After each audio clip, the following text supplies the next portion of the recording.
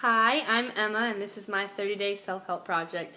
So I'm going to be doing the book The Practice by Barb Schmidt, and it's about simple tools for managing stress, finding inner peace, and uncovering happiness.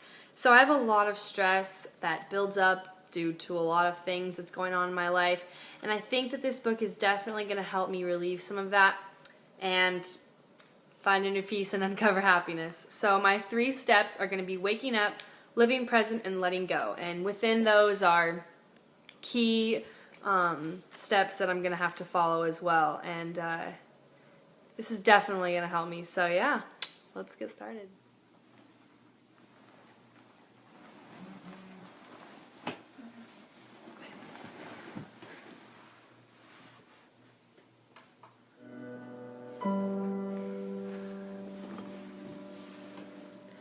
This different, more mindful way to approach the day, a way that energizes, empowers, and inspires us, is through morning meditation.